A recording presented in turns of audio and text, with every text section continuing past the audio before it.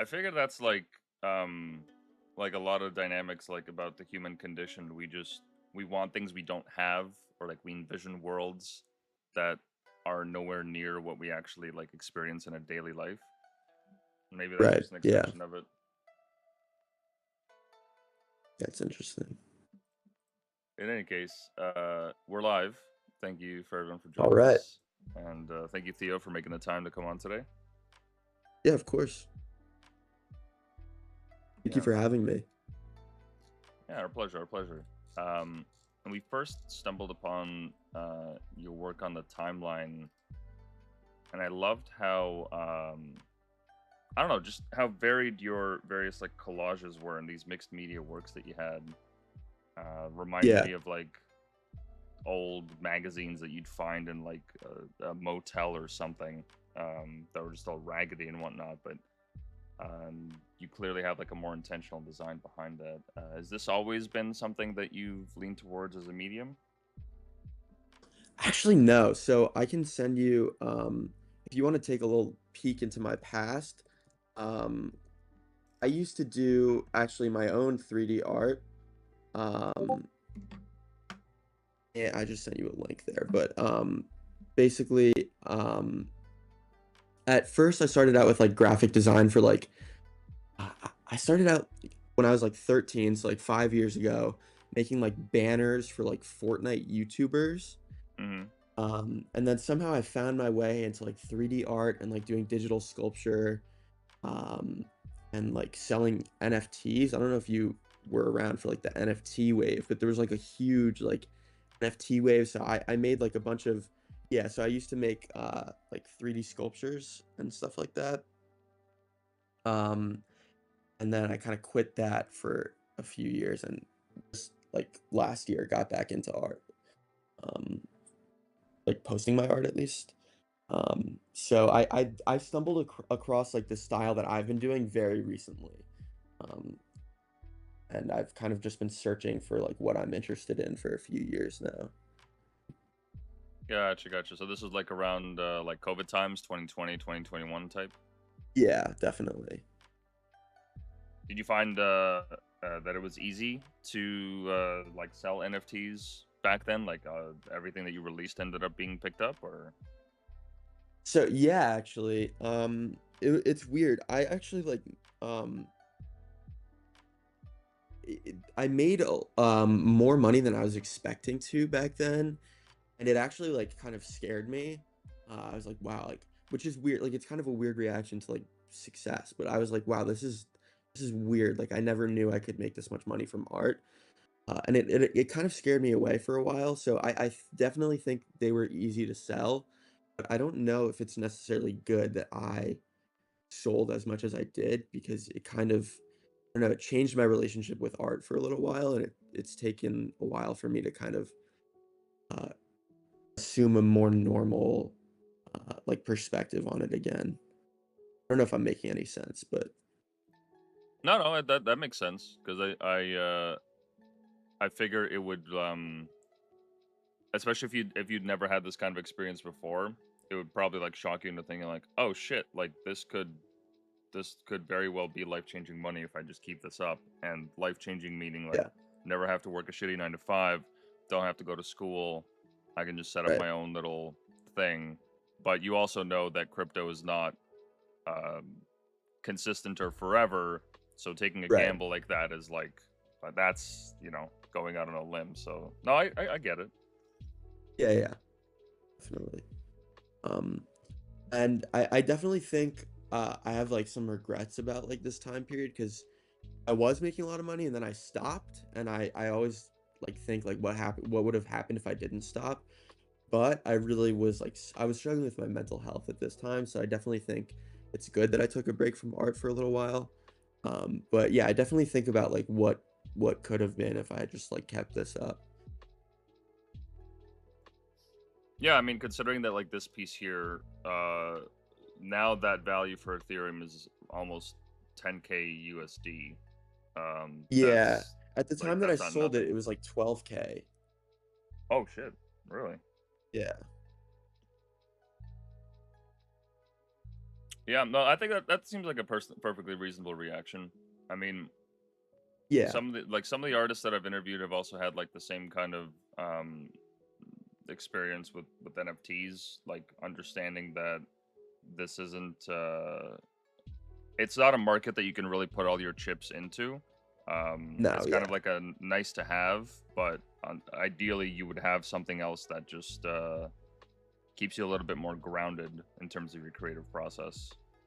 Yeah, there's definitely I think that's a good word, grounded, because like this can really skew your perspective into, I'm not saying that like no one's work is worth this much money, but like if you start to tell yourself like, oh, my work is worth like $10,000, and then you go do a commission that's like $100, like you're not gonna feel good about doing that commission, even though that's a lot of money.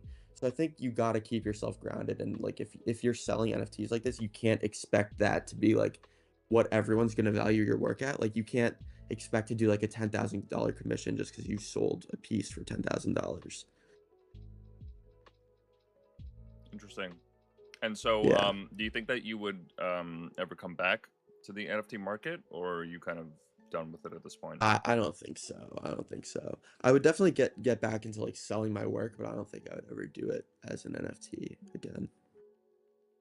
Is it just because of like the valuation, or because I mean, if you're selling your work, you're still putting a dollar price on it, right?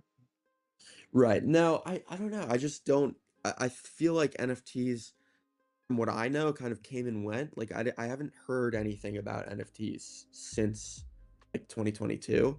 So I don't really know if it's still a thing anymore, honestly. Well, there is some artists that have had on the show as of late that are still operating in the NFT space. So there's Oh, currently a really? market Okay. for it still, but it's not nearly as big of a market as it used to be, but it's certainly there. I see. Oh, I didn't know that. Okay, interesting. Yeah.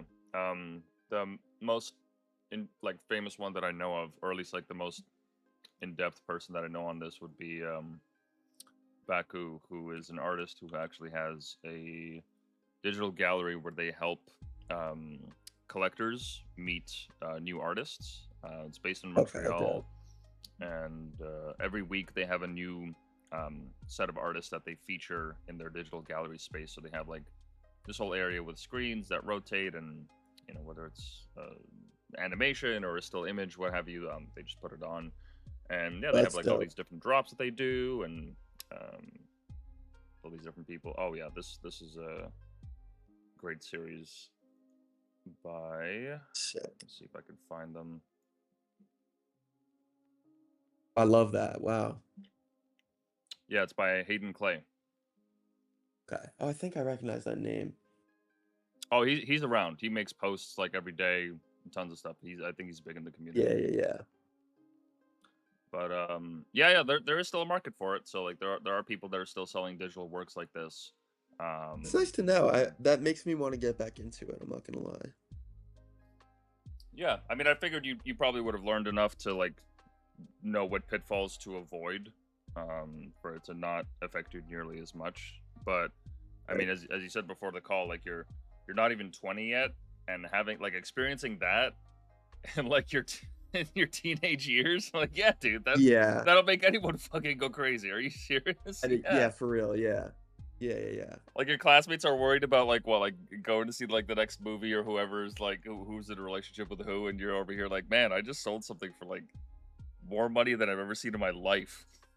And like getting a DM from fucking like Paris Hilton or whatever. It was just, yeah, it was Yeah, weird. that's crazy. Yeah, I think that's a Yeah. perfectly reasonable reaction that you had to the whole process. I Yeah, don't think yeah, any of yeah, that is yeah. abnormal. No, yeah, it was definitely a weird little chapter of my life there. Right on. Well, that's cool. That's cool. So, Yeah. so you did your 3D artist work and this recent style. What is it that how did it kind of come about? Oh, that's a good question. So I would say like in September of this year, senior year of high school for me, I stumbled across this artist named Made by Agit. I'm not saying his name well at all, I don't think, but just like this really incredible mixed media artist. And if you scroll all the way down to my Twitter, like to the oldest post. Yeah, yeah. Or like the second oldest one actually. Yeah, that was inspired by this artist that I'm talking about. So it all kind of started with just seeing artists that I loved and being like, wow, I want to make shit like that. So there were like two. It was like that made by Ajit guy, and then there was this guy called Dustin, who I'm still friends with. These are both artists that I was like seeing their work on Instagram, and I was like, I need to be able to make that. Um, so then I reached out to Dustin, and I was like, do you have any advice like on your process? And I just kind of like started to take what he told me and experiment. And basically with these early pieces, I would just go to school, I would go to my art class, and I would scan in photos from art books. And I would scan in textures that I was making, and I would just compile it all in Photoshop. Um, so this piece right here was probably like 500 layers. I was just Oh texturing wow. so much. I was adding, I'm sorry. I was just surprised like the amount of layers. You said 500. Like holy shit. I know it's like it was way too much. Like my process was all over the place. Like I was just adding like 50 textures to each image. And I pretty much had like no idea what the fuck I was doing. Even though like I had experience in Photoshop, I was kind of just throwing shit together and hoping for the best. Um, so it took a while for me to kind of like streamline my process. Like same thing here, like just adding like 50 different textures to every image for no reason. So it took me a few months to really kind of start to be like, all right, this is what I need to do. Only add a few textures, like kind of streamline my process. So I like this piece that you're looking at right now, like I hate this. Like I think this is disgusting. Um, and the only reason I have it like still on my page is for like this interview and things like this. Like I want to be able to go back and be like, this is how bad my work used to be. Because I think it's kind of cool to see the progression. I think it's an interesting piece. I mean, I get like why from the artist perspective, like it's part of your growing pains, and Yeah, artists are very sensitive. May not be the right word for it, but like they feel more closely attached to their process than most other people in their job. So right. seeing like those mistakes, it's like you know exactly like the hard work that you had to do. We just see the final Yeah, image, but you know exactly like oh fucking Christ, I remember doing this and just how painstaking and time consuming it was, and yeah, I right. get that. Yeah, yeah, yeah. But it still This comes out one really though, well. actually, I'm sorry. It still comes out really well. Like these are some pretty good pieces. Yeah, this one I will say, out of all the earlier works that I did, this is my favorite. I think this one's really good. I think this is a good composition. No, certainly, yeah. Who was the dancer here? At first instinct was like Michael Jackson or something. No, it's so that is a charcoal drawing that I took out of an art book. I think it's a New York-based artist. It does not look like a drawing, but apparently this that actually is a drawing. I don't know who the Oh, dancer is though, unfortunately. yeah, I thought it was like a photo that you took out of a book. Oh, yeah, it looks like a photo, but that was actually apparently a drawing. And you did all the starting work in Photoshop. So I scan, yeah, pretty. It's all in Photoshop, pretty much. This is all Photoshop. I would make textures and then scan them in. So like all of these early pieces, every single texture was made by me. Um, I was very in the early days. I mean, this is only a few months ago, but like in these early days, I was very adamant about making everything myself. And I've kind of loosened up on that a little bit. Oh, so well, hold on. So you've made the textures for these few pieces that we've seen here all like from scratch. Yeah, I mean, some of the textures in the background of this were like taken from like a Leonardo da Vinci like sketchbook. Hmm. But, like I made all the paper textures, the paint textures, the charcoal textures. And I was like very adamant about like every texture that I make has to be my own. Nowadays, like I don't make all my own textures, but I was that in like a few months ago, like that was like all I spent my time doing. It was like making my own textures. Gotcha. And I guess sometime around here is when you transition to something different. A little bit. I was starting to. Yeah. And it all This started was yeah, just from wanting to kind of do the same thing that your friends and like people that you follow did. Like you just like, oh, that was cool. Like I want to do that. pretty much. Yeah. It was all pretty much like I want to know how they did this.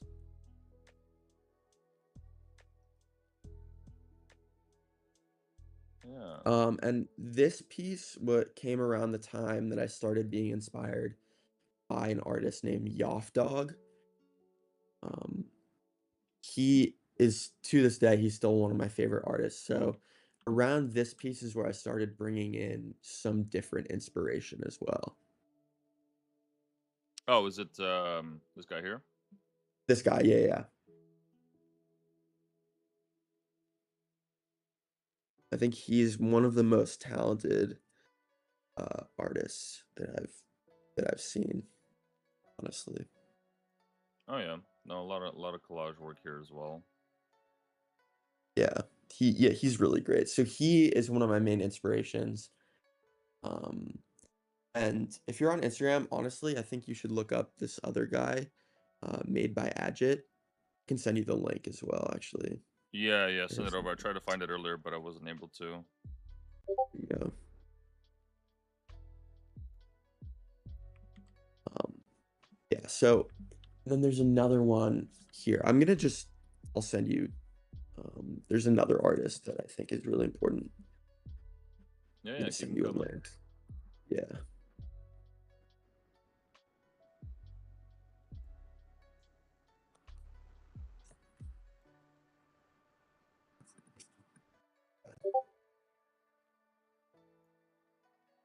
Oh yeah, these are wicked.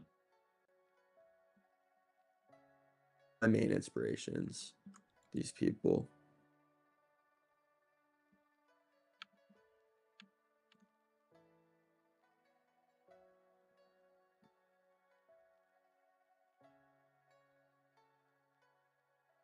Oh yeah, I see it. Yeah.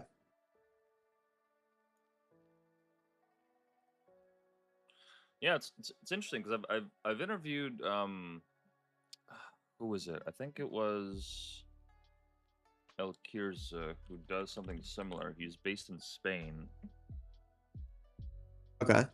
He'll do like That's more work dope. like with typography, but still Okay. like in the same vein of like Oh, that's collaging sick. and all Yeah. that. Right. Oh, I'm gonna follow this guy. That's dope. Yeah, and one of the earliest, actually our first interview we ever did was with a guy I named do follow him. Yeah. Rashawn. Oh, Rashawn is one of I love. He has some of the most dope art. He's so talented.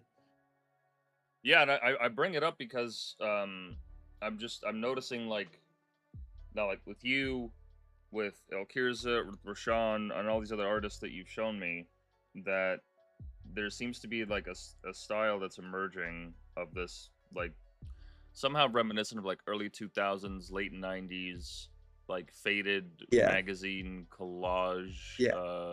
kind of like bleached look to it. And Right.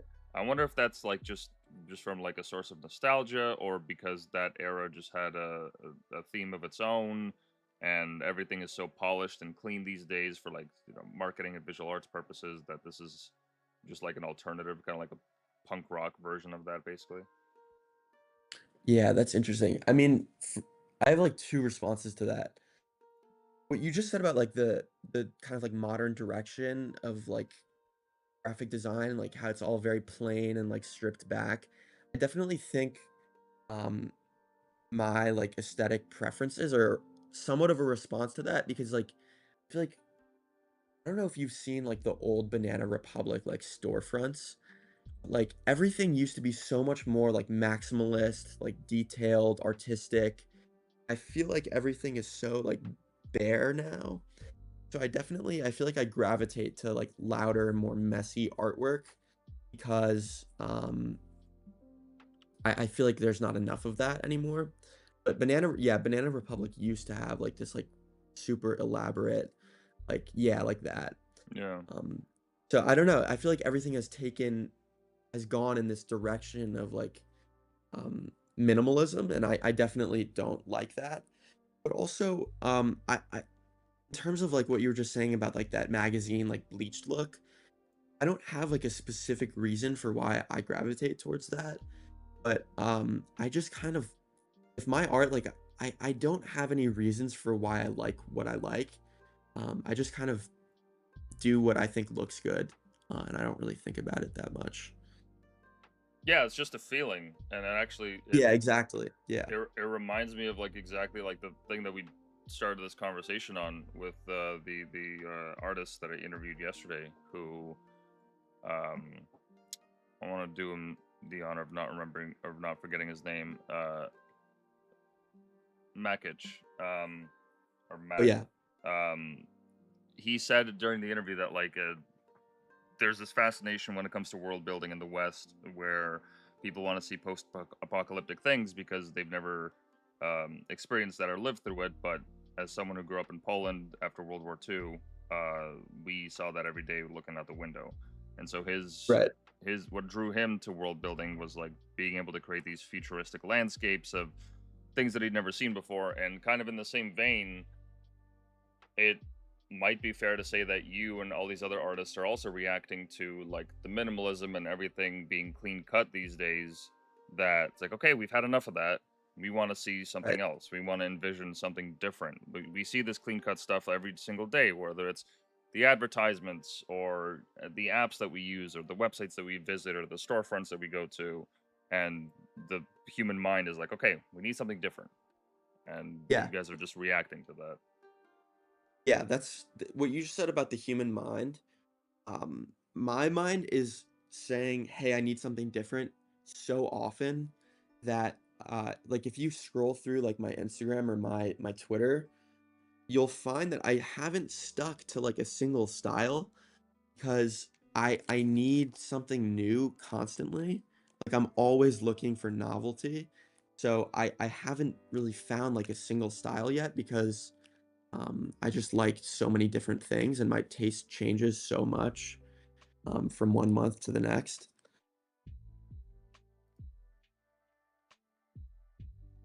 Yeah, it's David Bowie. Oh, that's wicked. How'd you manage Yeah. this print? Uh, I was experimenting a lot with a gel plate a few months ago, which is pretty much like I don't know if how to describe it, but it's like a you can get it on Amazon. It's pretty much something you can use to like print with acrylic paint and like a printer. Oh, like one of these?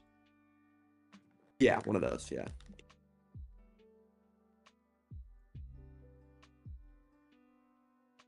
Oh, okay. So you would actually do the cutout in acrylic, you said?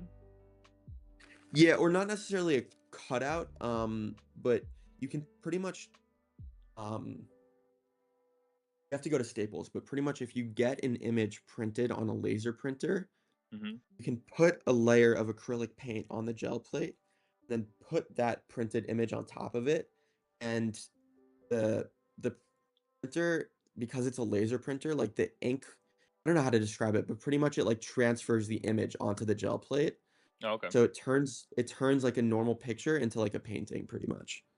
Oh, gotcha. Interesting. Yeah. Yeah, that'll look great on a shirt. Yeah, that's true actually, yeah. Everyone's been saying that to me recently about my artwork.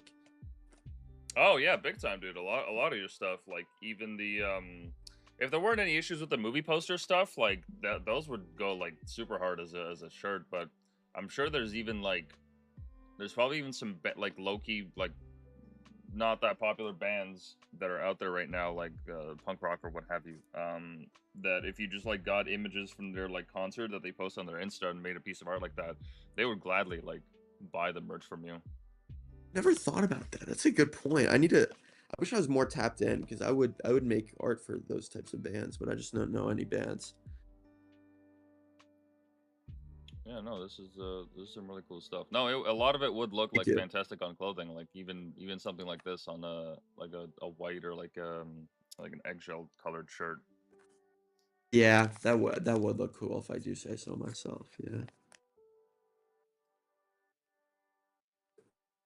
Oh, that's wicked. So, um, Sure. with this with this style that you've now come into, are you now just like, trying to push the boundaries on it, exploring like anything new with it, or just kind of taking it as it goes and how you feel? I'm really just trying to get better. Like that's always been like my main goal. Um, I just want to improve, and I want to figure out a way of like synthesizing my favorite things from other people's artwork and kind of like making my own style uh, out of what I'm inspired by. So really just improving though, that's kind of my only goal. Do you find that it's a lot easier in to do these days just because of like how many tutorials there are out there? Because I'd imagine that like you didn't have any traditional like schooling when it comes to this. Maybe like art class in high school and whatnot, but realistically, all of this was self-taught. Yeah, I think the tutorials make it easier to an extent, but one thing that I had, it was kind of a problem, and I still have it a little bit, is like I convinced myself that, um, or not convinced, but I would go down these rabbit holes of like watching a ton of tutorials and not actually like doing anything myself. So I was just watching and not making. And I think it gets to a point with tutorials where like they're very helpful, but you don't want to convince yourself that that's the only way to learn. So I think in a way it would have been easier for me to learn without tutorials because then I wouldn't be putting like the pressure on myself, like, oh, you need a tutorial for this, and I would have been experimenting more. I think the tutorials make it easier, but I think the best way to learn will always be just experimenting. And I think it's good to not like get stuck on like thinking that you need tutorials. Gotcha, gotcha. And so now, going into college or university, are you planning on like taking an arts program there, or is it something different entirely? So I kind of regret it. I'm majoring in psychology. Um, and I kind of wish I was taking an art class. I for some reason I didn't sign up for any art classes. And now I think I might tweak my schedule when I get there because I definitely want to take some more art classes. Yeah, I mean it's never too late.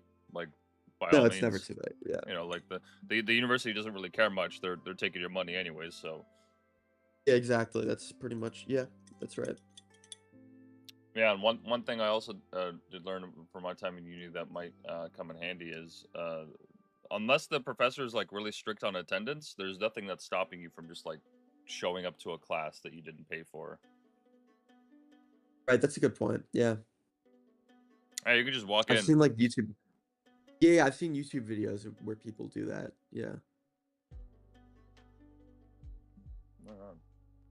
And is this something that you think is just going to be a pastime for you, or do you have ambitions in regards to having this become a bigger part of your life now? This art. Realistically, it'll probably stay as a pastime, but my dream would be to do this as my job for living. What do you think is keeping you from it right now? From just like putting everything else on pause and going in on all this? Oh, well, a couple things. I mean, first of all, I haven't really made, since my NFT days, I haven't made any money from this. So I don't really know if I could. I've made like, I don't know, a couple $100 since the NFT days. Um, so it hasn't been, I mean, I'm not doing it for the profit, but it hasn't been like so profitable that I'm like, oh, I could drop everything. And also, I don't really think I'm that good yet. Like, I don't think I'm good enough to be able to say, like, oh, I'm gonna drop everything for this. Like, I don't yet believe in my work enough to do that. Um, but at the same time, like, I don't know if I'm ever gonna believe in my work enough to do that. So I don't know. Yeah, no, that's fair. Like you haven't there's no like external signal that you've received from any of these pursuits that are indicate that to you. Um, Right. but in that same breath, um, none of this work is like posted um, on your page there. where you used to sell NFTs. So that True. the market hasn't even been tested with all the stuff that you've been doing as of late. And It's a good point. Yeah, you never know what kind of value that could reach. that's true. Yeah, I haven't thought about that. That's a good point. Yeah, yeah. No, certainly, but like by no means, I'm not in any way trying to tell you what to do. It's just I find that No, with no, no, no. Of course. with Yeah, yeah. No, I wasn't taking it that way. yeah, with the artists I've interviewed, like the ones that have been able to actually make a living off of it, it's like the most positive thing that's ever happened in their life, and they never knew that it would be possible until eventually they saw the check, and they didn't have to worry about rent or anything like that. So yeah, you never know what's possible, man. Yeah, that's my dream. Yeah. Right on. And in the collage community, are you a part, or would you even consider your pieces collages? I would figure as much. Yes. Yeah, I do. Okay.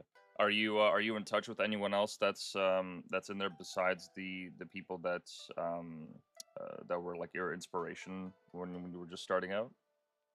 Yeah. Yeah. I'm in touch with a lot of people, and I try to be in touch with as many people as I can, because I don't know. You never know what you'll pick up from like a casual conversation with someone.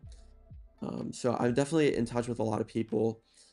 I'm in like a group called Solitude, um, which is basically like just a group of like a bunch of like really sick artists, and we all work together. So I'm in touch with all of those guys. Um, yeah, I try to just stay in touch with as many people as possible. Okay. And this group that you guys have here, is it just like a collective where you guys are just posting like each other's work, or is there like some kind of mission? Like you guys have some drops that you're going to be working on, or Yeah, I mean it's a collective. They post, our work. I think they help get commissions. I do believe we do like clothing drops as well. I don't know when the next one is. Um, and we have like a group chat, and sometimes if like I have like a quick question, like I'll drop a question in the group chat or something. But mostly they're just nice guys and dope artists. I think Yoff is part of it actually. So I was talking about him earlier. But yeah, I don't know if there's like a set like mission, but I think the like kind of underlying goal is just to like bring more artists to the forefront. yeah, right on. I do see more and more of these kind of orgs popping up Popping up. where Yeah, they're just like group artists get together and they're like, all right, why don't we do something together? Why don't we do even at the least like promote each other's work or maybe get other interviews on. Um, there's one that I did an interview with recently who has this kind of similar enterprise where they do collaborative efforts with people from all artistic backgrounds, but mainly it's for animation. okay. Um, and yeah, let me see if I can. Yes, here it is. This one is made by Hiena, who I also interviewed.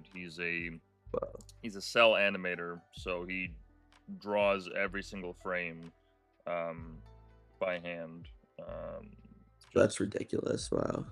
yeah, very painstaking, and like he recently did.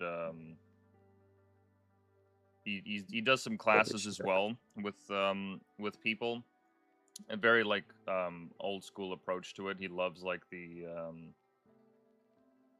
freedom that it gives you, but like it is a lot of work for what he told me. Like it is an insane amount of work, but he loves it. He does it for the love of the game. But yeah, they have a collective where they interview artists as well, and it's really good to see that because like every artist is out there, representing themselves. But like Right. realistically, you guys are in the same struggle together. It's Right. Yeah. Yeah. whether it's making rent money or getting a gallery to exhibit your work properly or dealing with like agents or anything like that. It's you guys really only have each other. Everyone else is just trying to profit or buy from you.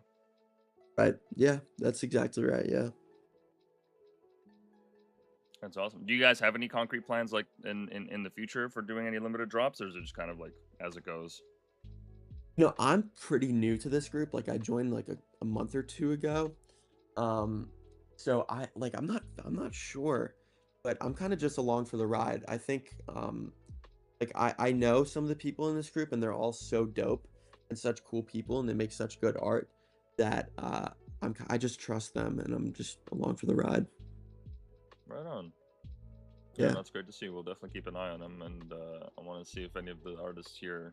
It'd be cool to have them on the show because yeah, there's it's quite a range of like different skill sets. I mean, Oh yeah, very yeah, definitely.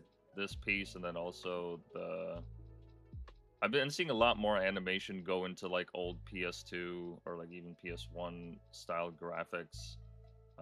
Yeah. So It seems like a lot of people are going back to the to early aesthetics.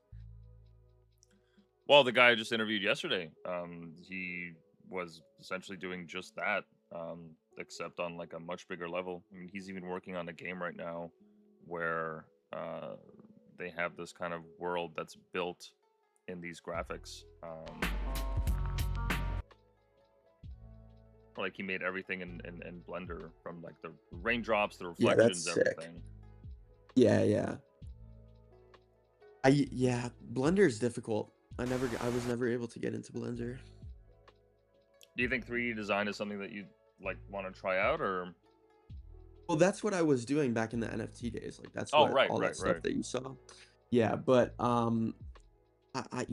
it was really fun, but it's not personally like what I'm aesthetically drawn to anymore. Um, like I really love the like physical like mixed media look. Um, so I don't know, maybe one day I'll get back into the three. I think it would be cool to mix 3D with that mixed media look. That's something I might want to try one day. I was gonna say, yeah, like imagine having a collage that like like no matter what angle you rotate it at, it'll still look like a collage. Like that'd be an interesting piece. Yeah, yeah, that could be dope. And in terms of inspirations for your collages, is it just because I notice there's a lot of um, pop culture and like media culture themes, whether it's like musicians like Drake Oh, I or hate that rappers. one. Wow, I hate that one. You hate Yeah. it? Why? Oh, this one's bad. This one has been one of my least favorites since the moment I made it. Um, I have this issue where like if I make something I really don't like, but I spent like 3 days on it, like I'll post it anyway. 'Cause I just feel like I spent all that effort, like I might as well post it. But this one I kind of regret posting. Like I think this is a really bad piece. I mean, no, like Um, fair enough. That's your perspective as the person that made it, but there's nothing wrong with posting like just things that may not be like 100%, you know, to your standards. It's right, still your work. It's still part of the process. There's always going to be somebody right. that appreciates it. That's the thing. That's the thing. You never know who's gonna see it and be like, "Wow, I fucking love that." Like even if you hate it, like someone else might love it. So I think yeah, it's worth posting. Um, but I'm sorry, you were asking me a question and I interrupted you. No, no, I was just wondering, in terms of your like inspirations for these things, because a lot of them have to do with like pop culture references, whether it's musicians or movies or TV shows or what have you. Um, how do you actually go about picking a topic that you'd want to make a collage on? Is it just that you want to see a poster one day and you're like, oh, that's cool, that I could do something about that person or this song or whatever. Yeah, I mean, in terms of like the musicians, like it's always an artist that I listen to. Like I don't think I've ever made a poster for an artist that I don't consistently listen to. So I usually just get inspired by a song or a movie or something that I've seen or I listen to. And I'm like, I want to make a poster that like captures how this makes me feel. So that's kind of like, I don't know, the goal of my art is like to like capture another artist or another movie or something, like capture like what I think is like the essence of it. Mm-hmm. Okay. If that makes any sense. I don't know if that makes any sense. No, it does. Yeah, I get that. You wanna you wanna capture how they feel, but into in a different medium, or not even how they make you feel, but like just the the impact that they have, the quality of their music, the culture, the Right. space that they take up in the culture, what have you. Yeah, I get Right. that. Yeah. Yeah.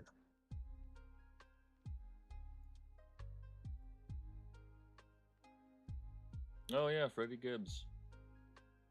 New album coming soon, I think. Oh, dope. Is it also with the Alchemist this time? I think so. Yeah. I think it's Alfredo too. Right on. And this is a physical print that you did for, what is that, John Lennon? Yeah. John Lennon. Yeah. Yeah. All of these are like physically done. Oh, all of these here, these are all physical?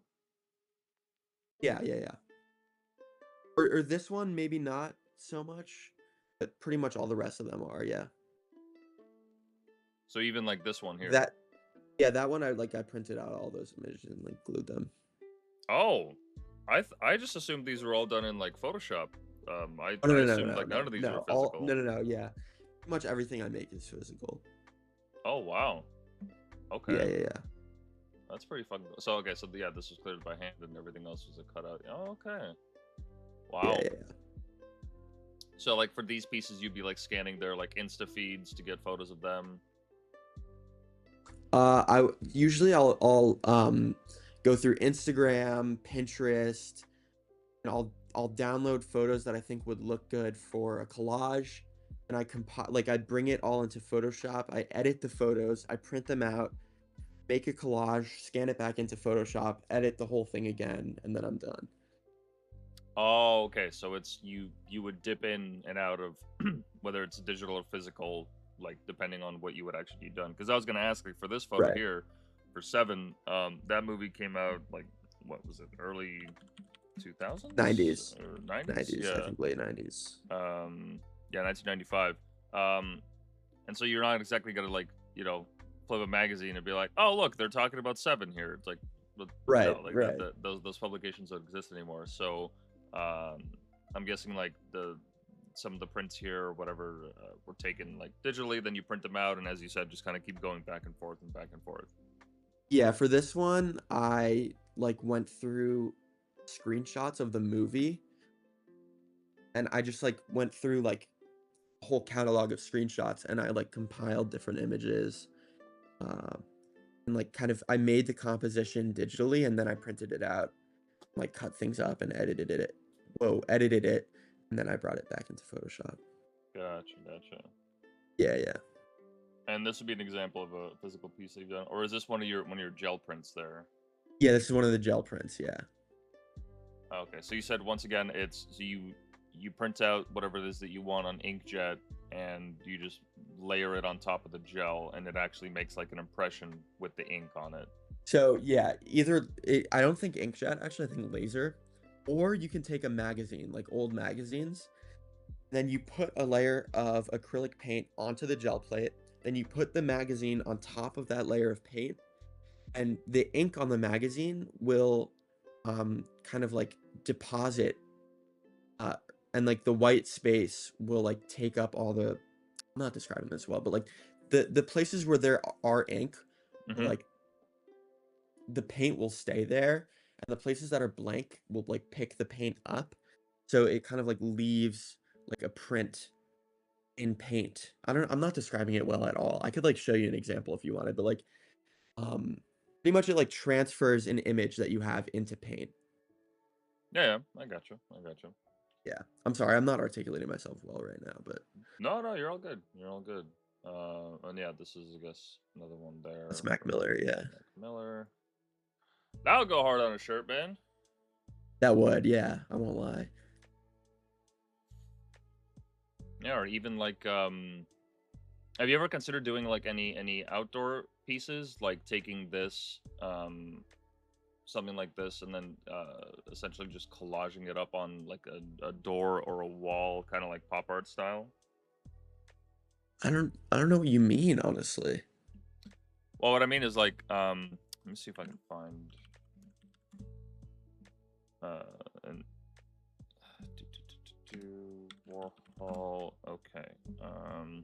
So it would essentially be taking the Mac Miller image and having different gradations of color to it, and then just Oh, I see posting what it you up. mean. Yeah, yeah, Yeah, yeah. posting it up on a wall or something like that. But it was just in Oh, the I get it. context of asking like if you've ever considered doing like outside like street art type of work, because a lot of the stuff Oh, that I you get what you do mean. it kind of vibes with that.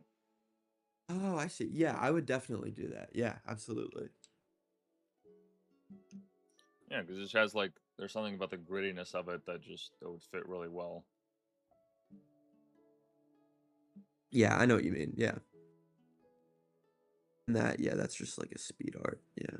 Oh, this would be part of the process that you have there. Yeah, yeah. Oh, okay. So it's on. Oh, sometimes you would use like pastels and whatnot to give it that Yeah, color. yeah, yeah. Bunch of different things. Yeah. Okay. Oh yeah, that's wicked. So like every single piece that you do is it's unique as unique can be because you're just making it different mediums, different inspirations, Yeah, different styles exactly. and Yeah, all I'm that. trying to, And yeah.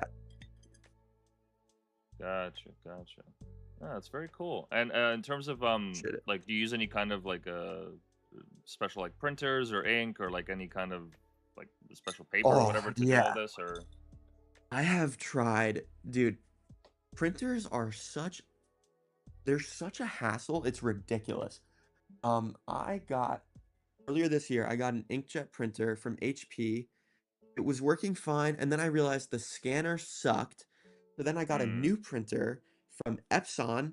It was okay for like a day, and then I realized the scanner sucked again. So I had to return both of those printers, and now finally I landed on a printer with a good scanner.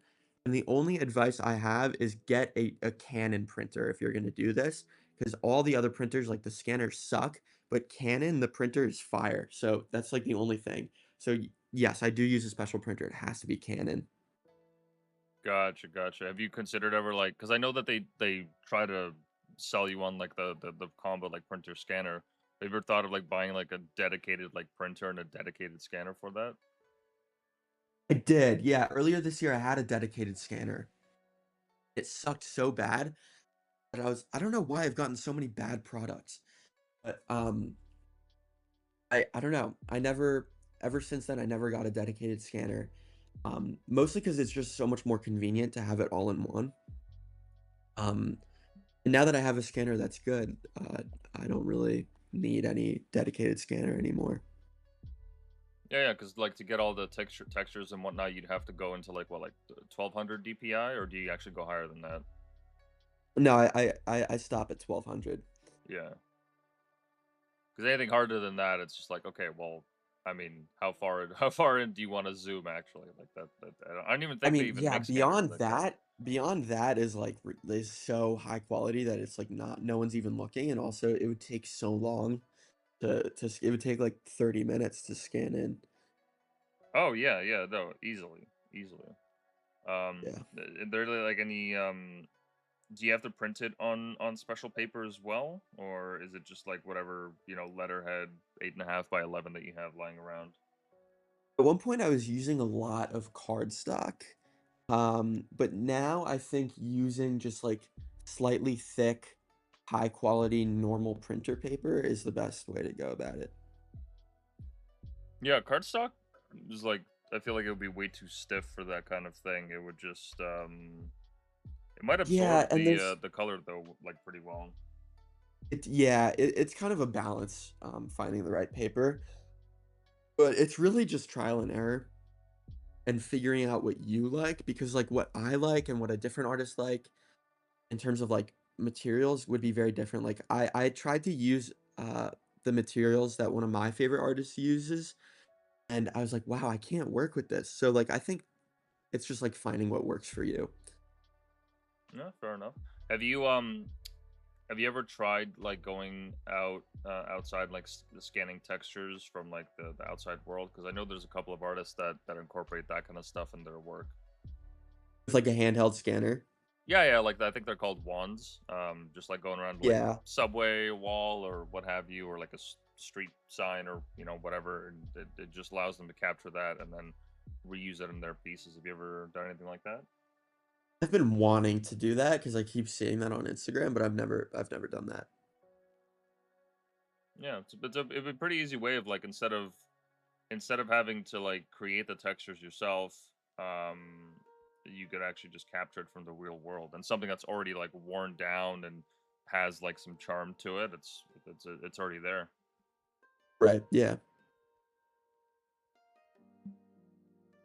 Is this one of Yeah. your uh older works that you made, like for a project Much or? older. Yeah. Much. Yeah. This is much older. I did that for school actually. I figured, yeah, Um, with the way that it looked. yeah. Yeah. That's quite old. It's like a year and a half old at this point. But these are all like these weren't exactly like, except maybe the Leonardo photo here. These are all like actually drawn by you, right? No. No. No. No. No. No. No. Oh no. No. No. No. No. Those are all from art books. Oh, interesting. Yeah. Yeah. Um, but there are some drawings that I made on my Twitter page. I'm just not very good at drawing. If you scroll down a little bit, um, Oh yeah, like these. maybe up. No, maybe it's newer. I don't know. I definitely have some drawings on my page though. No, they're older. I have charcoal drawings. Yeah, Oh, these right here. yeah. Yeah, yeah, yeah.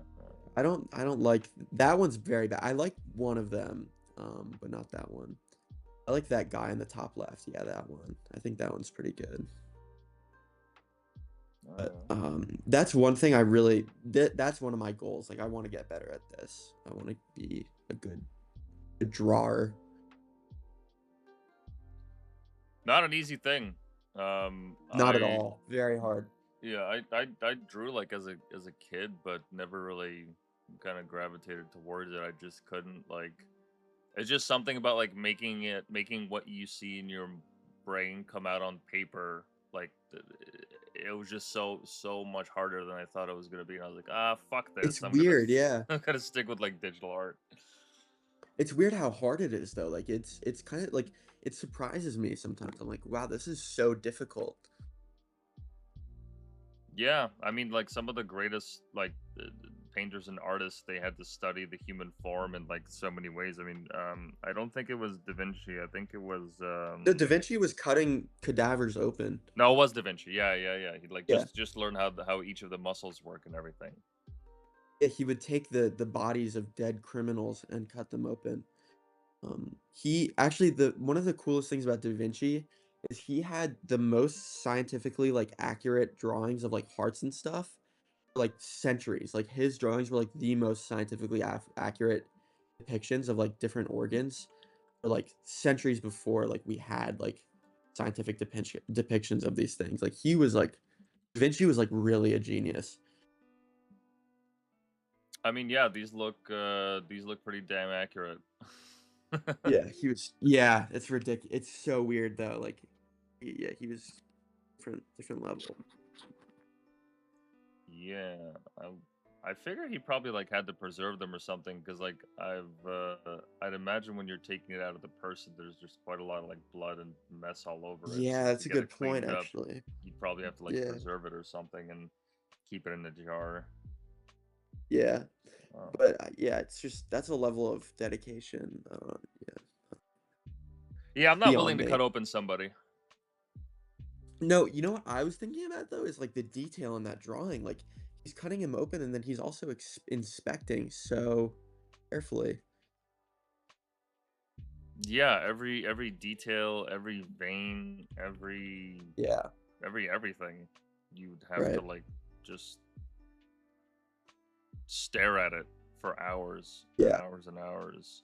I want to see if there's any other, if he's got any other organs that he draws. Uh, I don't know if this is an original Da Vinci, but It maybe. looks a little darker than something. No, maybe it is. Wow, look at that. That's insane. Yeah, that's on another level. Yeah. If you what's that one painting by Michelangelo where like it's like God and like Oh Adam and yeah, they're like they're touching their almost fingers? touching. Yeah, yeah, yeah. I know that one. I think it's Sistine Chapel, maybe.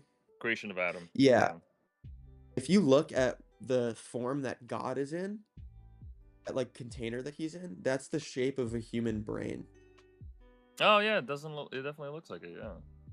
Like, I think it was deliberately made to be like a human brain there.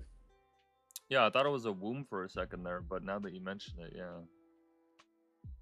Yeah.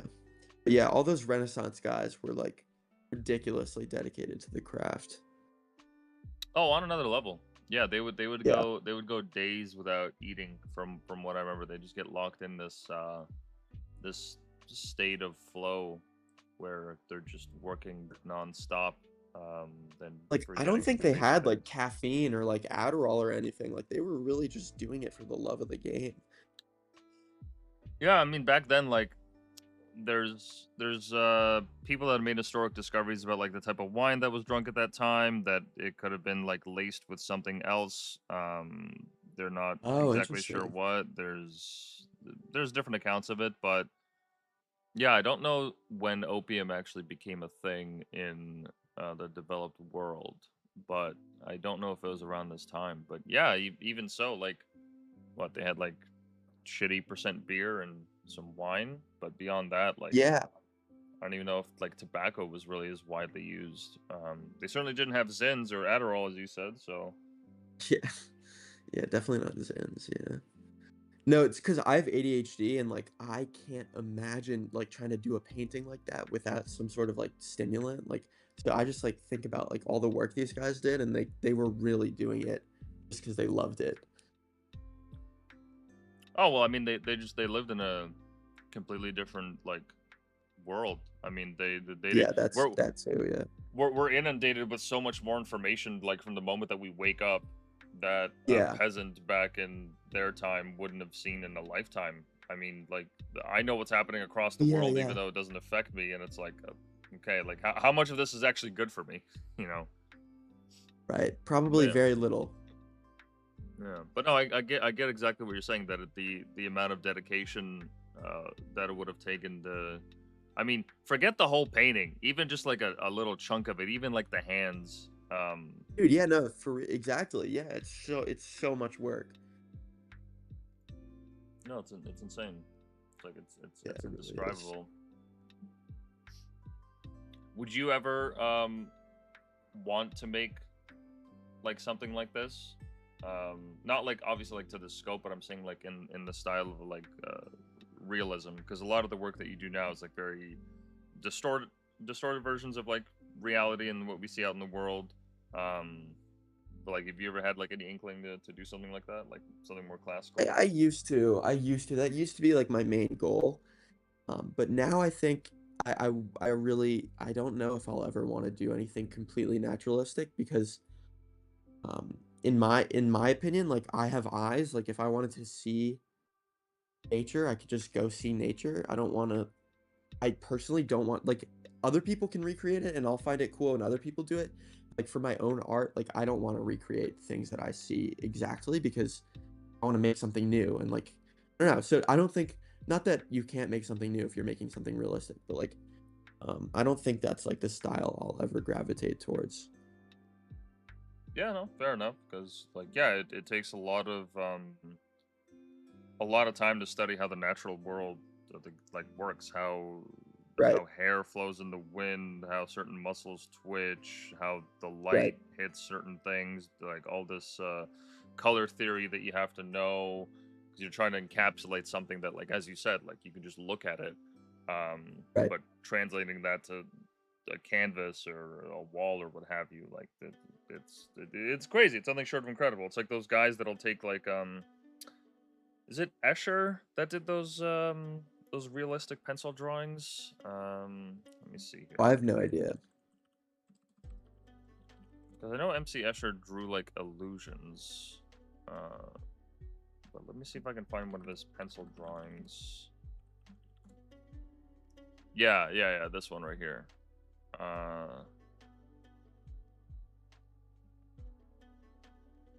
That's dope. is there really no better image? Come on.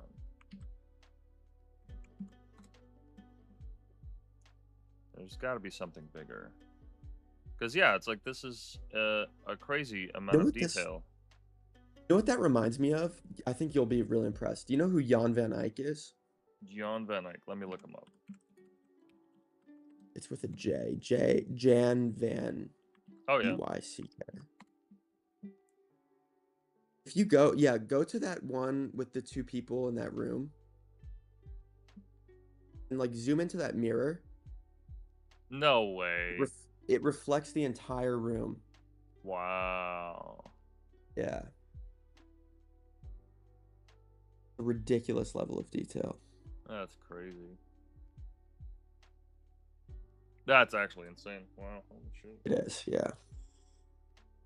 Yeah, it's nuts. Because it's funny. Like I remember reading about this where old medieval art, um, when they painted it, it looked very very silly because the proportions of the people were off and everything was like 2D, like stuff like this. Right. Um, and I had actually read that when they actually were like commissioning pieces like this at that time, um, certain things like the size of the king, or like him on his horse, or like the expressions that people were have, like it was very intentional, so that like because the king is like the patron for the painting that is like supplying the funds for the artist, and because he's more important than everyone else, he has to be um, made bigger on the canvas, and so Right. like all those like little weird like little tidbits of like like, oh, why do they have these like sideways like soy boy faces, like it's just very Right. strange. Like they don't have any chins,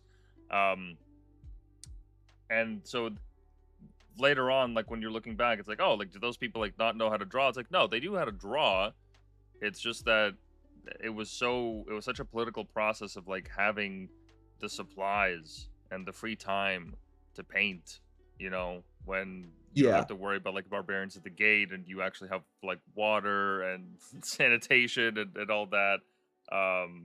That it was the patrons, it was the people that were in charge that were able to, force these rules.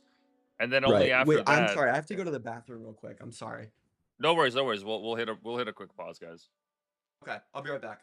No worries. And we're back. Um, but yeah, as I was saying, because of all these restrictions, that's why these drawings look so weird, and so people thought that Right. those people couldn't draw. And then only a couple of years later, you know, we get stuff uh, like this, or even that painting that you referenced earlier, where the reflection is like looking back into them. I wonder if you can actually see, like, if he's painting in the canvas in the reflection, or I guess not. No, I think you can maybe. Oh no, I don't think so. Yeah, that'd be cool though.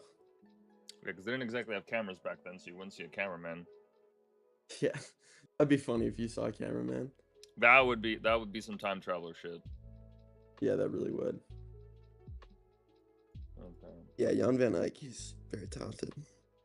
So you just like throughout this interview, I've noticed like did you study a lot of like classical artists like growing up, or is it just like in school part of the Yeah. curriculum, or?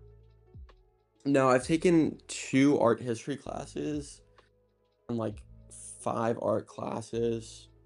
Um, so it's just like art has always been like one of my primary interests. Like I don't know why, I love it and I love seeing it and I want to see more. So I go to the museum pretty often, and I think I know a somewhat decent amount of art history. So yeah, it's pretty much all from school though. How do you find like what's your take on how the education system approaches art? Because I've gotten mixed reviews from people. So I'm actually very privileged that my mom works at a private school, and so I went to uh, like an excellent private school in New York. Hmm. So I can't really speak on like the education system because my school is pretty outside the norm of the education system. So I would say like my school has taught art very well, but if you were to ask me about like a public school in New York City, I wouldn't be able to tell you because I have not, I have no experience in like any sort of like normal school. Well, how did your school about it then? I mean, even if you can't speak on public school, like what was the private school experience like? In terms of like art. Yeah, just how they like approach teaching art. Yeah, so it's kind of like it's like building off of things. So like you learn one thing and then like the next thing you learn is like uses what you just learned. It's like it's a very progressive and like slow building skills over time, repetitive. Excuse me. And I think they taught art pretty well. I think the best part about how my school taught art is the fact that it gave you a lot of freedom. So like if you didn't want to paint or you didn't want to draw, like you could choose to do sculpture or collage or digital art. So there was like a lot of freedom to choose what I wanted to do. That really gave me room to like explore and figure out like what kind of art I love. So I think that was like the best thing about my art education experience was like just being having the freedom to explore. Gotcha, gotcha. So you guys would start with simple things like shape, form, color, and color Right. combinations, and then Value. from there Yeah. move to like um, actually like sketching out people and various things, perspective, and all that, and then just kind of keep going from there. Yeah, exactly. Did you guys ever have models come in, like nude or otherwise, for that kind of stuff? No, my teacher really wanted that, but we never ended up having that. I see. Yeah, I figure it's more of a university thing. Um, there was, Yeah, probably a little bit. yeah, there was one artist that I think you might like. His name is Ben Sack. He's And in New York State. And we actually had him on the show a while back. Uh, okay. all manual work. His stuff Oh, is wow. nothing short of extraordinary. Yeah, it's crazy. And this is just like a little globe that he did, and by little I mean like it's still pretty fucking huge. This is the piece that he's working on right now. Um, Oh my god, wait, that's dope. Wait, I need to follow this guy. oh yeah, he's incredible. Easily like one of my favorite artists that I've found on X, and these are like some of his more like bigger pieces where he Oh my god, that essentially, is so sick. right, like every detail, Yeah, everything, all that's hand drawn. ridiculous. Yeah, he gets a lot of inspiration from, and here's an even bigger one. I could zoom into. Wow, that's Yeah. insane. See, like this is the type of thing that I don't think could ever be like taught. Like I don't think you could teach someone how to do this. Well, he did go through like the traditional route. I forget what school he went to, but he did go to like a university with an arts program. Oh, Had really? some very interesting teachers, and like this kind of style, like it always kind of he always just kind of had a talent for it. Like growing up, he I think from what I can remember in the interview, he got tired of asking people to draw stuff for him, so he decided to like learn on his own, and then eventually people started That's coming up pretty to dope. him to draw stuff. And yeah, he just does it for the love of the game.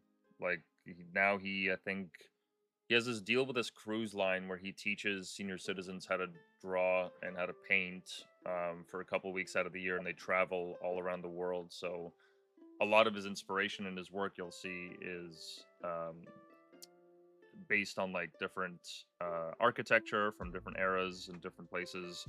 And so when he goes to these places, he sees all these different things, and he's a big fan of history too. So he's just like fully immersed into that world, and he kind of brings it alive in his work.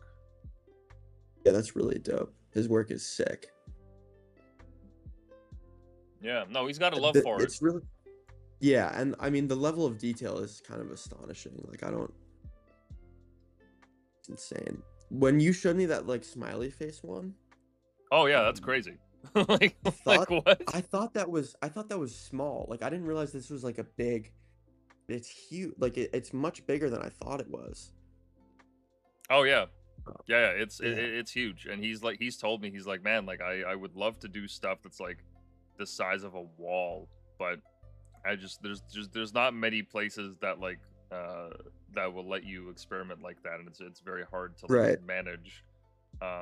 But yeah, he does do like a lot of these like larger than life pieces. That's kind of a specialty, and yeah, I'm I sorry I if you already said this, but like yeah. how long do these take? Oh, You know? it varies on the pieces, but like sometimes like weeks, maybe months from what I remember. Okay, yeah. So like yeah, this is not something that he could do in an afternoon, but like this is how he'll No, do yeah, like yeah. a piece like this. Dude, that's insane. I mean, he really is dedicated to it. Oh yeah, yeah. You could tell just by the way that he talked in the interview that he genuinely just loves the act of creating and just wants to get creativity out into as many hands as possible, which is exactly why he does his little teaching sessions now. But yeah, Oh, he does he's a teaching good guy. sessions? Well, he like that cruise that I told you about that he does. Oh, yeah, yeah, yeah, Yeah, yeah, yeah, yeah, yeah. yeah. I don't know if he Um, does like classes like that are static in location, but he is located in New York State, so like definitely reach oh, out to him. He's a great guy. I loved him. yeah, I yeah. loved having him on the show. You know what shocks me though? Is like how does he figure out which squares should be darker? Hmm. He, do you see what I'm saying? Like he's making a drawing out of drawings. Yeah, Like if you go back to that video where he was drawing or yeah, down. Yeah, like how does he figure out which square to be like do you see what I'm saying? Like some of the squares are darker than other ones. yeah, yeah. They are because they have to like put out that face. I figure it's like he has a plan beforehand for the piece in terms I of what it's see. gonna look like. Like paint by numbers almost. Yeah, yeah, kind of like that is exactly Yeah, because yeah. as you can see, like this piece is like cleared. There's no like vertical lines, but then he adds them here just to give it a little bit more of a gray, and then up here it's even more so to make it even darker. So Right. Okay. yeah, I figure he has like right beside that is like okay, I need to um draw it in whichever style that comes to him in that moment, but then I have to add these lines to make it darker or lighter or what have you. I see. Okay. That makes sense. But even still, like that's that's nothing short of incredible. I mean, like I said, like No, his it's really pieces are not. Yeah, yeah. his pieces are larger than life. Like No, it's ridiculous. No, there it's completely incredible. Yeah. How old is this guy? he must be, I think, in between 30s and 40s. I don't remember Okay. if he mentioned it during the interview, but that's the sense that I got from him. So he's someone Okay. Okay. that has like gone through the growing pains of figuring out his style and Right. understands Yeah. who he is and what works for him and what doesn't, and he just leans into it very comfortably, at least from the way that he made it sound. Like I'm sure it's like a lot of painstaking work, and he has runs into the problems as anyone else, but uh Of course. he made it sound like um it was just, I don't know, something that he channeled. It wasn't even something that he like considered. It's just this is what he does. This is what he was put on the planet to do. That's pretty sick. Yeah, this is really cool stuff. These are great pieces. Yeah, like one of these circles here is just, it's one of like the 20, 30, 40. I don't even know how many circles are actually here. Right. Yeah, that's true actually. I didn't realize. Yeah, that's a lot. They're all so detailed. Like it's details within details within details. Yeah, yeah, like they're very like kaleidoscopic in that way. Yeah. Yeah, so I guess this is where he was like doing them for his cruise, or he was working on the piece. Right. Um, Okay, yeah, that's dope. I'm pretty sure he has hosted classes, I believe. I would definitely take a class from this guy. Yeah, looks like he has gallery in Mexico and also in Miami. But yeah, no, I'd encourage you to get in Yep. touch with him. He's very very friendly, very open to like talking to people. So Yeah, yeah, yeah. yeah, he's definitely worth reaching out if you want to like to see if he's like teaching a class or something somewhere. Okay, yeah, dope. I'll reach out. Yeah, I forgot why I mentioned him or how we got on the topic, but I also forget, yeah. unfortunately. Oh, right. Yes, art school. I was asking you about art school. Yeah. Yeah, from what he told me, because he had gone through the actual institutions themselves. Um, yeah, his experience was like very difficult at times. Like he had this one professor who was from the ex Soviet Union, um, who was a hard ass, but um, he did that intentionally, so that like when the students actually did do something um, that was like in line with what he was trying to teach them, um, the like admiration that they would get from him would be like, oh my god, finally, like he's not like just like frowning, and he's not like Yeah, just yeah, like yeah. angry. He was like this big beefy guy with like these huge hands who would like draw the most delicate things. He just made them just out to be this like character, and Yeah. yeah, just remembering that, I was just interested to hear what your experience was like. But that's yeah, that's pretty cool that the private school that you went to, um, actually, like, they seemed to care about their arts program and wanted to develop Yes, it. they really did. Yeah, they did. Yeah, that's wicked. Because yeah, most of the Yeah. people that I've interviewed, they just they learned on their own because the traditional just schooling that they had get in public school, it's just it doesn't go far enough, or it's just Right. very lazy, or what have you. Like I did not have a good experience in art classes. To be honest, I quite hated them. Um, Oh, just because really? Oh yeah, I had teachers that were like mentally unstable, Yeah. people that were like just not good at fostering an environment where you felt um comfortable to create, because that's almost as important as like learning the fundamentals, is being in a place where, you know, things aren't hectic, I there's would not say loud it's pretty noises, you're much just Yeah, yeah, go ahead. it's just as important, I would say. Absolutely, yeah, absolutely. But yeah, Yeah, no, unfortunately I did not have a great experience with my art teachers that is in school. unfortunate, yeah. Yeah, I learned like some stuff, and I had my fun, but it wasn't as good as it could have been. But that's fine. It is what it is. Yeah, you gotta work with what you have. Yeah. Yeah, like I will say what you said about environment though, like I would say like I think environment might even be more important than fundamentals for learning. Like if you don't feel comfortable creating, then like everything's gonna go in one ear and out the other. oh, absolutely, yeah, and especially in a time like the high school or middle school where everybody's going through these major hormonal changes, and everyone's trying to act Right, like they're too cool to care about stuff, and right, here right, you are walking into a class where you're told like, yeah, actually self-expression is the most important thing, and we want to foster that here. And it's like, yeah, well, if I do that, then Jimmy's gonna turn around and call me like a homosexual or whatever. Like right, right. there's always like that kind of fear in the back of your head when you're in those kind of environments. And as you said, like fostering something where that isn't even a concern, um, is probably more important in some regards, because like having it allows you to fail without having to worry about any kind of backlash. Right, and I would say, like, one thing that I've realized over the past really, like, this only came to me over the past, like, 2, 3 months, but and everyone always says this, but, like, I never really realized how true it was, but, like, failing really is the best way to learn, at least with art. So I think having space to fail is, like, essential, and if you don't have that space, if you feel like you don't have room to fail, I think you'll get stuck. Yeah, it's kind of strange how failure occupies this really negative space in our culture, because at the end of the day, it's not look, unless you're working in like life and death situations where you're like in hostage negotiation, like yeah, failure is not like something that you can just brush off.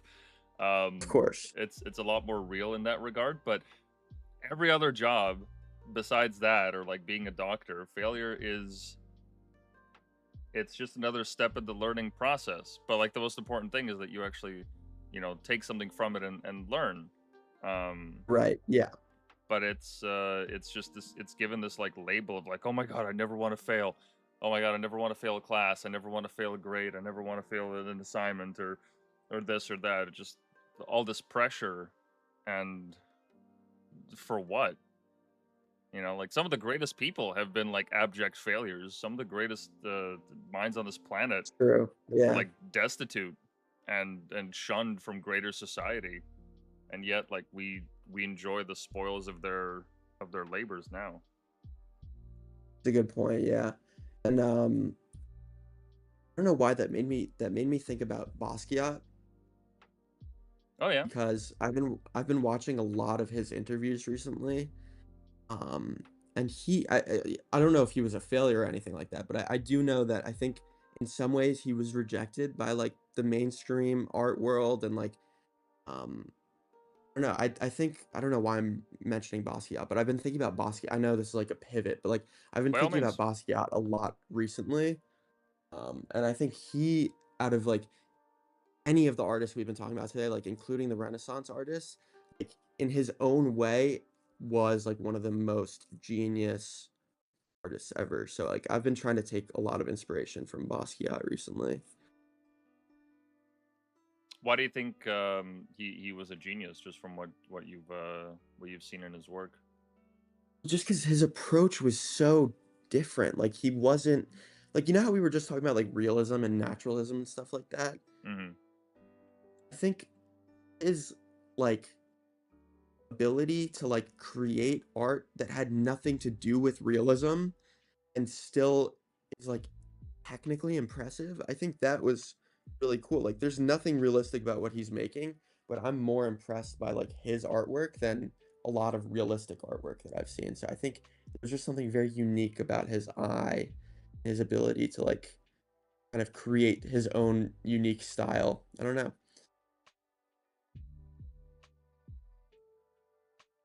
Something Well, that very unique about his work to me. yeah, I mean, I haven't seen an artist like him, and that also maybe just because I'm not able to know every artist everywhere in the world at all at once. Yeah, of But course. Yeah.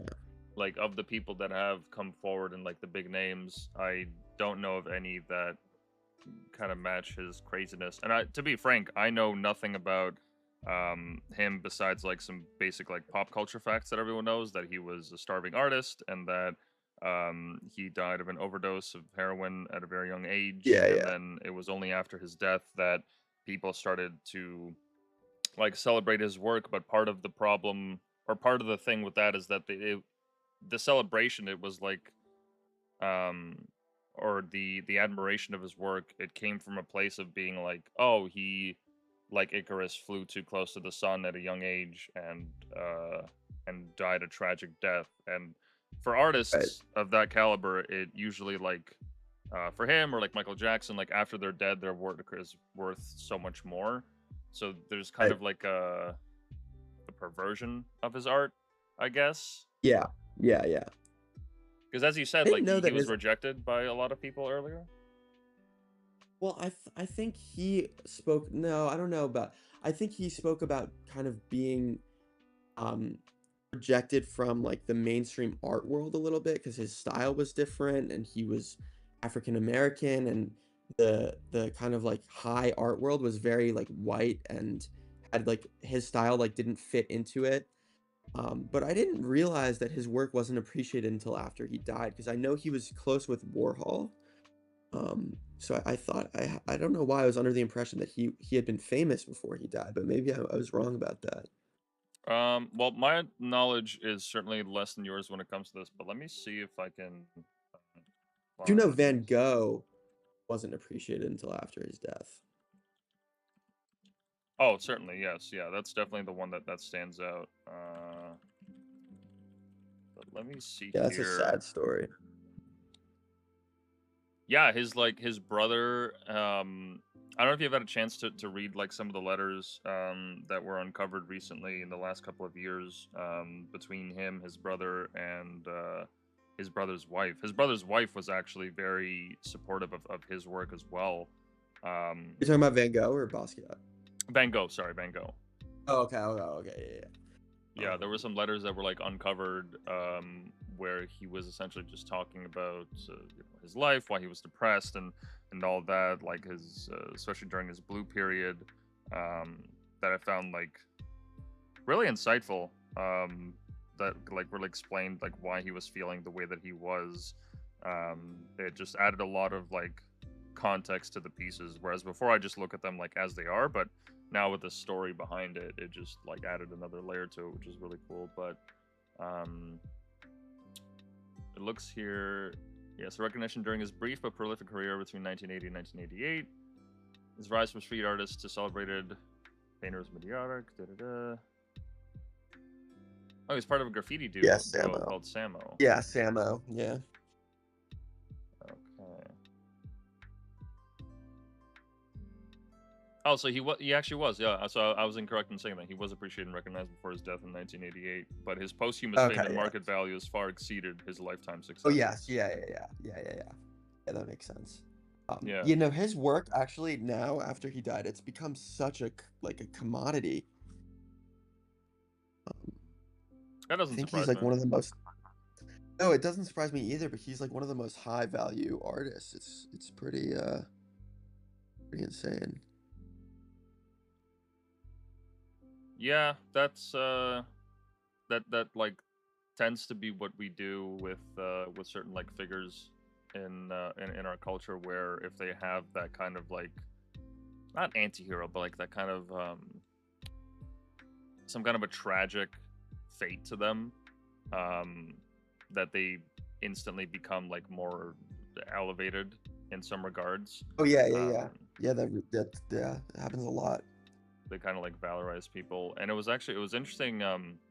Another artist, collage artist actually, that you might like. Her name on Twitter is Life with Art. She's actually based in Canada. Um, she does really cool stuff where It's uh, dope. these are all manual, by the way. Yeah, yeah. And you like cut them out and yeah, I've seen this style. This is really sick. Yeah, she does some really I'll incredible never work. understand make stuff like that. Oh wow, look at that. Yeah, she did a whole series of That's really flowers. creative. Yeah, Let me see if I can find. Yeah, she's these also are done dope. work with like Renaissance painters and people before and all that from that classicism style. But Yeah, no, that's sick. she was when I had her on the show. She talked about like how growing up,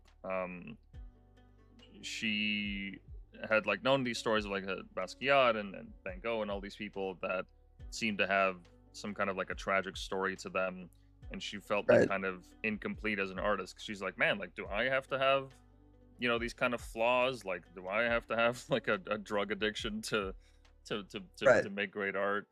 Um, and she ended up learning like, no, like you could actually just be a perfectly fine like stable person and still like make great works. Like you don't necessarily need to have Absolutely, yeah. some kind of suffering behind it. No, you don't at all, actually. Um, I think, yeah.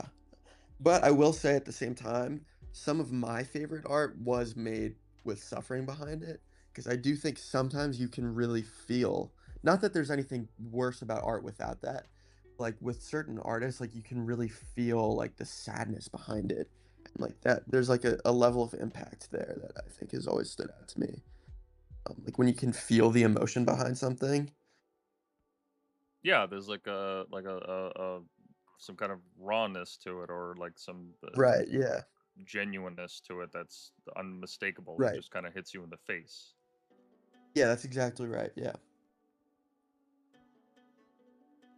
Yeah, but that's cool. Do you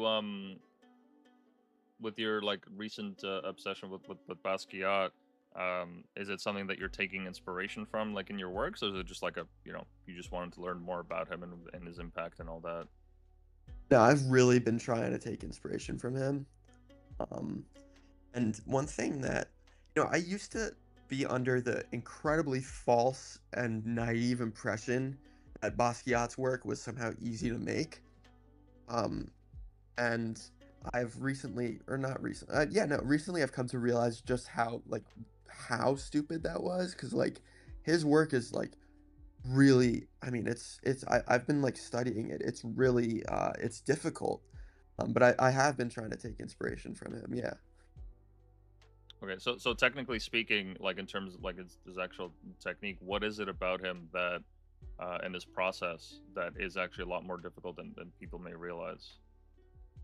I think it's just the layers and the level of detail and the intentionality. Like there is something intentional about his work, even though it doesn't necessarily seem like it. Like I think there is thought that went into like which colors are going together and like where am I going to put this shape and this line.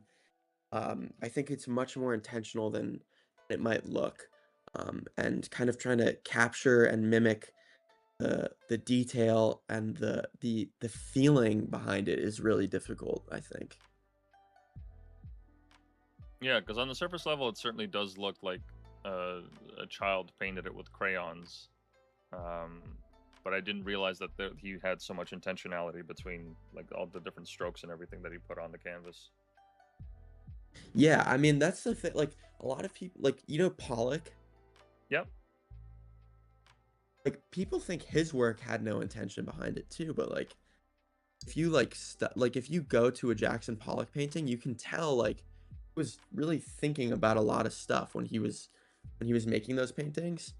So I think even the least intentional looking work can have a lot of intention behind it. Yeah, and the interesting thing about Jackson Pollock, I don't know if you knew, but a little piece of lore here that I learned recently was that part of his success and fame came from the CIA actually, because they uh, this is at the time of the Cold War, at the beginnings of it. They wanted to make a point to the Soviets that and the people that live there that here in the West we have total freedom of expression and that we celebrate our creatives and we hold them in a very high regard. And they wanted to make it so that even an artist like Pollock, whose drawings, as he said, they might seem on the surface as nonsensical and just kind of, just splattering paint on the canvas, that even that um, was a symbol of just how open we are with our freedom of expression. And they wanted to make a point to the Soviets to just be like, yeah, like even artists like this can make it here in America. And so like part of his popularity was because like they just pumped so much money into like the purchases of these arts and these high valuations so that the Soviets would look at it and be like, like what are you talking about? Like, Sorry. no, you're Yeah, good. yeah, yeah. Like, oh, it doesn't look like he has any technical skill or anything. They kind of just wanted to dumbfound them in that way. That's interesting. I never knew that there was any CIA relation with Pollock. Hmm. Yeah. But There was yeah, like various like buyers and whatnot were actually funded like of his work were like funded by the CIA. So there is certainly like yeah. an amount of technical skill that was involved in these, but part of it was also because of this like story that they wanted to tell about America and the freedom of expression and whatnot that was involved in it as That's well. pretty fascinating. Yeah. Yeah, Pollock was. I think apparently he was not a very good person, but Oh yeah. yeah, unfortunately.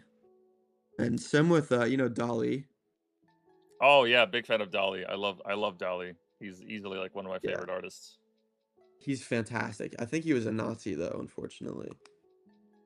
Oh, I hadn't heard anything about that because was he based in, is it Spain or Italy? I want to say I think he Italy. was Italian Yeah. or maybe Spain. I don't know. That's a good question. Yeah, because I know like Spain was fascist, so that's why I thought like he leaned more towards that. But yeah, he was a weird character. He had like an anteater as a pet. Um, Did not it know was that. Wow. Oh yeah. He walked it. Let me see Walked if I it? can. Yeah. There's a famous photo of him like walking with the Wow, anteater. what a weirdo. Yeah. Yeah, like Oh, straight I up with like love an that anteater. photo. That's a great photo. Yeah. Yeah, the guy was eccentric as hell, and Very much, yeah. I don't know what he was on or what kind of chemistry he had going on up in his brain to think of the worlds that he did, but Yeah, Yeah, truly, yeah. truly one of a kind surrealists. One of my favorite painters that kind of reminds me of him is, Bosch, Hieronymus Bosch. How do you spell that? Oh, I Yeah, you guess. could just look up Bosch, and then yeah, paintings or Hieronymus. Yeah, yeah. This is one of my Oh yeah. favorite artists. Yeah, Garden of Earthly Delights. Yeah, but yeah, this guy is one of my favorite like surreal painters, surrealist. Yeah, surrealism back then was nothing I don't short know if of this counts, crazy. but yeah, yeah, this is pretty insane. I just when I look at this, I'm like, how do you come up with this? Like, it's such a different. Like, I feel like you have to have such a different brain. Yeah, I mean back then, like surrealism was from my understanding a direct reaction to the horrors of the First World War and the fact that I don't know, like it was such a it was such an all-encompassing conflict that affected so many people in so many different ways that it just felt like I don't know, there was a kind of like a loss of meaning or a loss of some kind of universal truths that people were just like, okay, well, I guess like it's not that nothing matters, but that like past conventions had to be thrown away and something new came from it, which was this just like reaction, just how absurd life was. I mean, it was also around the time when who's that artist that did the urinal? Um, Oh, Marcel Duchamp. yes, yeah, it was around the same time when he did that, where it was just like taking what was considered to be art and just flipping it completely 180. You know what's interesting about the guy who made this though? What's that? He's actually a very good artist. Like, the person who made this is actually like a very talented artist.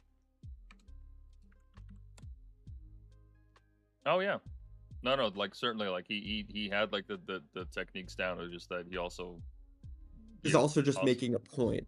yeah, yeah, yeah. This one with the staircase, I think it's called. It I've never reminded seen that me. before. It reminded me of kind of like Picasso, like Cubism in a way. Yeah, yeah. Same with the colors too. They're kind of Picasso-esque. Yeah.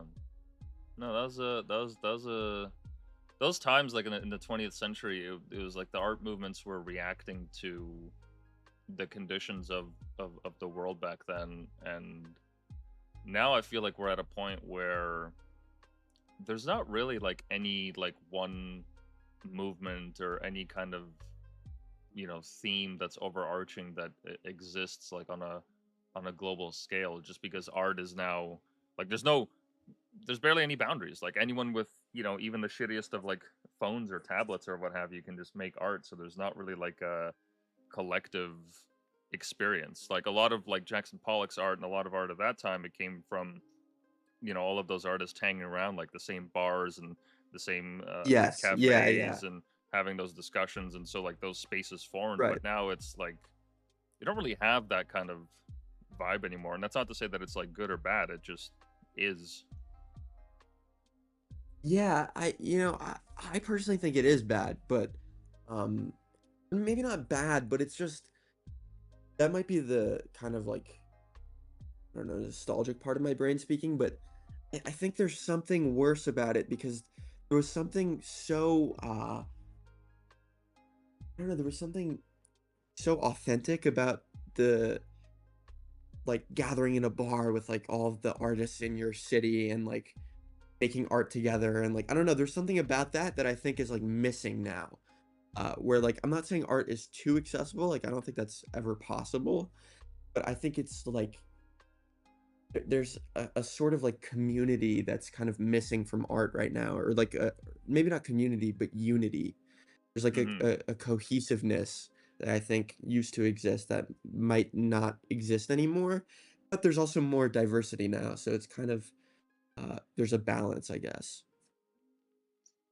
Yeah, because there's pockets of those kind of spaces here and there, but as you said, they don't really hold the same kind of like significance. Like the artists Right. that would meet in these places, they're not exactly like, um, it's not as if like they're gonna have like a major gallery showing, and then their stuff is like worth the millions, like Right. Pauls or any of these other people, where they just rise to this kind of level of fame and then a movement is kind of born from it. Now it's just very like it's more isolated because now you'll have like little groups like the ones that you're a part of that you guys are posting stuff that are kind of like related in theme, but now there's like Right. thousands and tens of thousands of these groups out there. Right. Yeah, exactly. Yeah. So yeah, it's a lot. And I don't know, it's kind of I don't know how to describe it, but it's almost like there's so many of these groups, and on like a macro level, um, it's hard to discern which ones stand out because like there's so many talented people.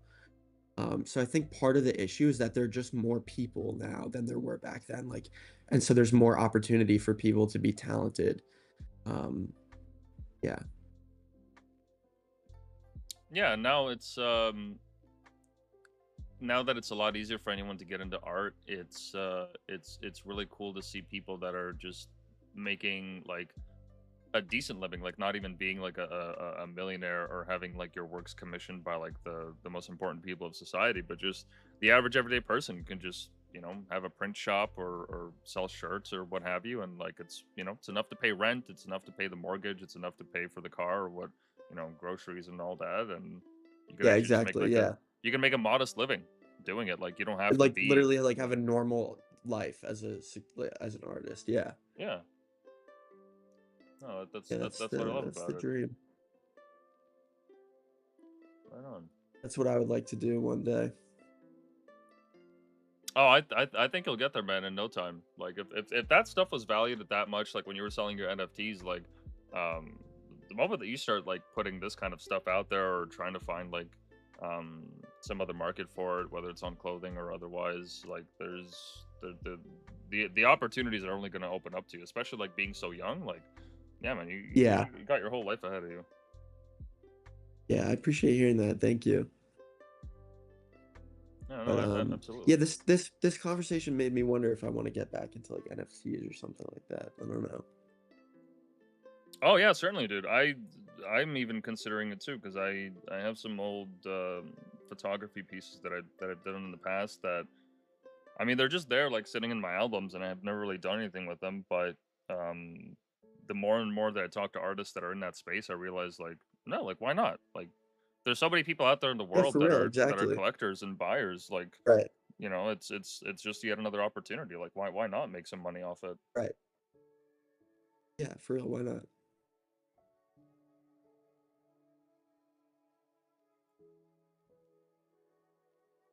Have you ever Yeah, thought this is about doing a magazine with these kind of prints, like a one magazine of like your own? like a What do you mean a like a magazine just full of these? Yeah, yeah, exactly. Like an art book, but it's stylized like a magazine because that kind of fits the vibe that you're going for. Yeah, I would love to do that. Honestly, I don't know where I would like even begin, but yeah, I would do that. Because I'd imagine It's like a great idea. there's not really any like, would there be any concerns with like copyright or any issues like that with the kind of I stuff that think you're there would doing? be. I'm kind of taking a risk by selling prints, because I don't like I didn't take all the photos that I'm using in these collages. So I think technically there could be a copyright concern. But at the same time, I'm making something new out of it, and I don't know. I don't think I'm like infringing on it. I mean, I don't know. I think there could be a copyright concern, but I don't know. I feel like to like take legal action over a collage like this would be really crazy. But Yeah, because it's like you are taking like inspiration and certain like cutouts from like various whether it's movie posters or celebrities or musicians even, but at the same time like it's such a completely different thing than the original piece that like how could you possibly ever like say that this is a direct copy of like of our work. It's like, what do you Right. mean? Like the amount of times this has been distorted and cut and pasted, like this is completely unique. Yeah, exactly. Yeah. That's how I think about it, at least. Yeah. Um, but I don't know if someone could get me on a technicality that maybe it's not unique enough. I don't know. But I think I'm probably in the clear, but if I wanted to do like a magazine or something like that, I would probably have to get it checked out by like a lawyer or something. Well, one thing, just like spitballing here, one thing that you could do is similar to what we do at Outsider Supply, where we work with art that's mostly part of like the public domain, because there are certain things like in the last couple of years, like I know Winnie the Pooh is now part of the public domain. So is Steamboat Willie. The original design for Mickey Mouse is part of the public Oh. domain. Um, Oh, okay. Yeah. yeah, because like there was a moment where so immediately after Steamboat Willie became part of the public domain, like literally the day after, there were a bunch of people that somebody that was in game development, they released a game about it, like with the same kind of style. People that were making like shirts and short animated films. Um, that like literally the day after the copyright expired, they pushed that stuff. So I'd imagine there's quite a bit of media that you can work with there as inspiration, especially like with your knowledge of art history. There's got to be like plenty of content for you to work with there. One thing, yeah, there's the Met has like an almost infinite library of like open domain artwork, including like very mainstream artists like Rembrandt. Like you can use like a ton of the Met's artwork and like technically like if you wanted to, I think you could literally just like take a painting from the Met that says open domain, put it on a shirt and like sell it. Like they're so nice about it. So I definitely think there is actually a lot of like open domain stuff to work with. I've never really thought about this though. It's honestly a good idea. Um, I could like make a collection of artwork that's used uses like open domain, open source stuff like that. Yeah, no, absolutely. Do you mind if we just break for 5 minutes here? No, actually, I was gonna say I think I'm gonna go get lunch if that's okay. So I think could we wrap it up maybe? Oh yeah, not a problem. Not a problem at all. Okay, So appreciate it. in terms of your socials, people can just find you at Theo Mixed Media. Theomixedmedia, yeah, exactly. Gotcha. Perfect. That's same for like Instagram and all that. Okay. Perfect. Yeah, exactly. Is there anything else that you wanted to like say, shout out, what have you, before we close off here? No, thank you so much, man. Yeah, yeah, no, it's been a pleasure having you, man. I For look sure. forward to seeing what you come up with in the future, because I'm always a big fan of like collage works, and yours especially. Um, Thank you, man. I appreciate it. yeah, yeah. Like I said, you got your whole life ahead of you. Uni starting soon. Absolutely. Wish you the best of luck with that, and yeah, would love to have you back on the show at some point in the future if you have some works that you're looking to exhibit or anything that you want to highlight. It'll be Yeah. great to have you back on. Okay, great. Thank you. It was nice talking to you, man. Right on. Well, yeah, we'll see you guys later, and yeah, please do check out the Omix Media and keep an eye out when he starts dropping NFTs again. You might be able to pick one up. Appreciate it. Take care, guys.